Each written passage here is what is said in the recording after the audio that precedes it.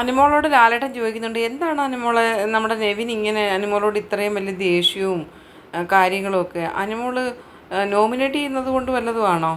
എനിക്കറിയത്തില്ല ലാലേട്ടൻ. എനിക്ക് നെവിനോട് ഭയങ്കര സ്നേഹമായിരുന്നു ആദ്യമൊക്കെ. അവൻ പറയുന്ന തമാശകളും കാര്യങ്ങളൊക്കെ എനിക്കിഷ്ടമായിരുന്നു.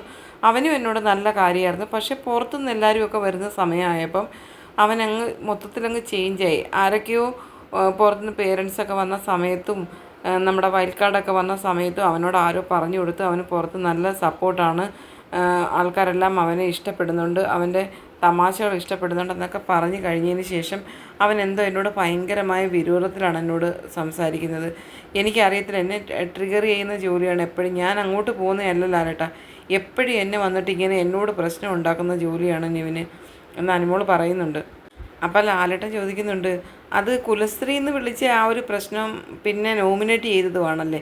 അപ്പോൾ അനുമോൾ പറയുന്നുണ്ട്, ആ കുലസ്ത്രീ എന്ന് വിളിച്ചത് കൊണ്ട് പിന്നെ ഞാൻ ഒന്നിനും അങ്ങോട്ട് പോകത്തില്ല. ഞാൻ എവിടെയെങ്കിലും ഇരിക്കുകയാണെങ്കിൽ നെവിൻ അവിടെ വന്ന് എന്നെയാണ് ശല്യം ചെയ്യുന്നതെന്ന് പറയുന്നുണ്ട്. അപ്പം സൈഡിൽ ഇരുന്നിട്ട് നൂറേം പറയുന്നുണ്ട്, അതെ അതെ അതെ ഞങ്ങൾക്ക് എല്ലാവർക്കും അറിയാം, അനുമോളെടുത്ത് ഇങ്ങോട്ട് വന്ന് ട്രിഗർ ചെയ്യുന്ന ജോലിയാണ് നെവിനെന്ന് പറയുന്നുണ്ട്.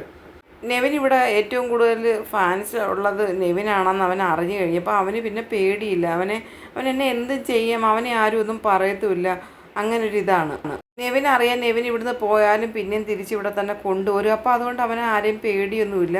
എന്നെ തന്നെ ദേഷ്യം പിടിപ്പിച്ചുകൊണ്ടേ ഇരിക്കും എപ്പോഴും. അപ്പം ലാലേട്ടൻ ചോദിക്കുന്നുണ്ട്, നെവിനെ ആരാണ് പറഞ്ഞത് നിങ്ങൾക്കാണ് ഇവിടെ ഏറ്റവും വലിയ ജനസമ്മതി എന്ന്, പിന്നെ നിങ്ങളെയാണ് എല്ലാവരും ഇഷ്ടപ്പെടുന്നതെന്ന്?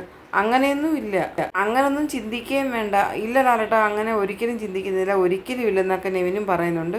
അത് അനുമോളുടെ മാത്രം ഒരു ചിന്താഗതിയാണെന്ന് അനുമോളെ ചൂണ്ടി നെവിൻ പറയുന്നുണ്ട്. അപ്പം അനുമോൾ പറയണം, അല്ല നെവിൻ തന്നെ എന്നോട് പലപ്പോഴും പറഞ്ഞിട്ടുണ്ട് ലാലേട്ടാ, ഞാൻ അനുമോളെ മാത്രം ട്രിഗർ ചെയ്യുന്നതിൻ്റെ കാര്യം എന്താണെന്ന് വെച്ചാൽ അനുമോളുടെ ചില വാക്കുകൾ സ്റ്റാൻഡേർഡ് ഇല്ലാത്ത വാക്കുകളാണ് യൂസ് ചെയ്യുന്നത്.